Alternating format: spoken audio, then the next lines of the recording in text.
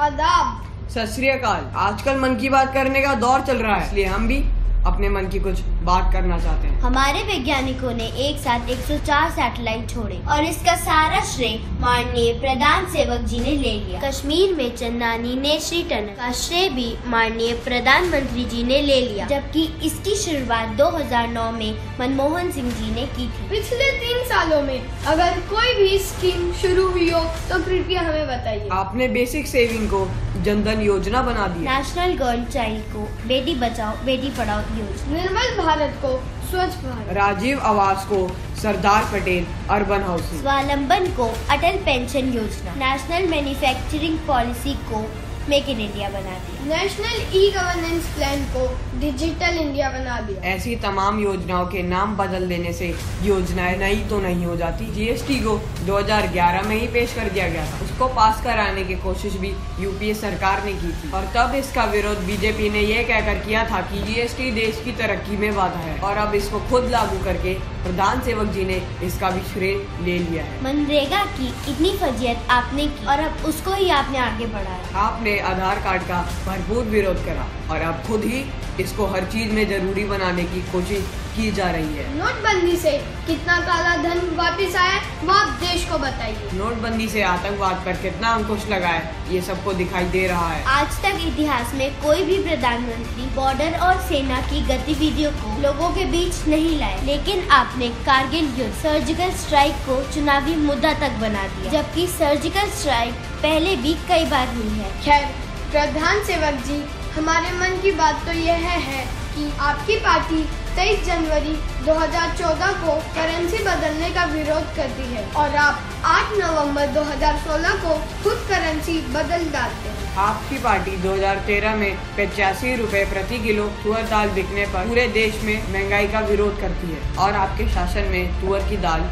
150 से 200 रुपए किलो बिकती है। आपकी पार्टी गोवंश हत्या का विरोध करती है, जबकि आपके सत्ता में आते ही भारत बीफ एक्सपोर्ट में दुनिया का नंबर 1 देश बन जाता है। 2004 से 2014 के बीच आपकी पार्टी रेल किराए में 1 रुपया भी बढ़ाने पर रेल का चक्कर जाम कर देती थी और आपने सत्ता में आते ही 2 साल में रेल किराया लगभग 60 से 70% बढ़ा दिया। निर्भया के समय एक बलात्कार के विरोध में आपकी पार्टी 3 महीने आंदोलन करती है। इन चीजों का विरोध करना ही चाहिए, लेकिन बीजेपी शासन में मध्य प्रदेश में प्रतिदिन 12 और दिल्ली में प्रतिदिन औसतन 7 बलात्कार होने पर आपके कानों में जू तक नहीं रेंगती। यूपीए सरकार ने 125 से $140 प्रति बैरल में अंतर्राष्ट्रीय बाजार से कच्चा तेल खरीद के 70 रुपए लीटर पेट्रोल बेचा और उसके विरोध में बीजेपी बैलगाड़ी मोर्चा निकाल दी, लेकिन आपके शासन में 50 से $60 प्रति बैरल में कच्चा तेल खरीद कर आप 70 रुपए में पेट्रोल बेच रहे हैं। आपकी पार्टी के पूर्व राष्ट्रीय अध्यक्ष भंगारू लक्ष्मण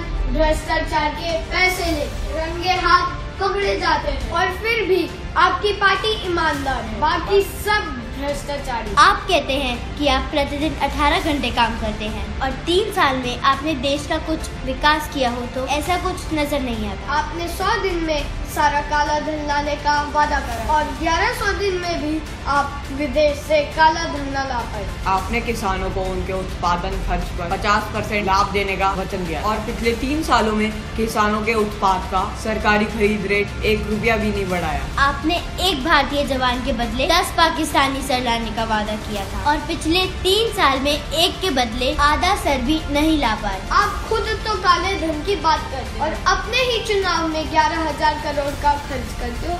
इन सब सवालों के जवाब देश आपसे चाहता है। दोस्तों, देश का चौथा स्तंभ यानी हमारी मीडिया, जिसकी भूमिका संदेह के घेरे में है। ऐसा लगता है कि कुछ चैनल तो हमेशा बॉर्डर पे ही रहते हैं। पाकिस्तान से एक स्टूडियो युद्ध इन लोगों ने शुरू किया हुआ है। देश की तरक्की के लिए सरकार क्या कर रही है, इस बात से ये कोसों दूर है। दोस्तों जरा सोचिए कि आज आपको देशभक्त होने का सर्टिफिकेट कुछ लोगों से लेना पड़ रहा है। हमारी मानसिकता इस स्तर पर पहुंच चुकी है कि अमरनाथ हमले में 50 लोगों की जान बचाने वाले ड्राइवर सलीम का धन्यवाद करने की जगह हम उस पर शक कर रहे हैं कि वो कैसे बच गया, और ऐसा इसलिए है क्योंकि उसका धर्म कुछ और। गौरक्षा के नाम पर इतनी हत्याएं हो चुकी हैं, इतने दंगे हो चुके हैं, ये सब किसके लिए? कुछ लोग ये भगवा कपड़ा पहनकर अपने आप को कानून से ऊपर समझने लगे हैं। सरेआम मारपिटाई, हत्याएं और सामाजिक दंगे करने में लगे हुए हैं। ऐसे लोगों से हम विनती करते हैं कि इस केसरी रंग को बदनाम ना करें।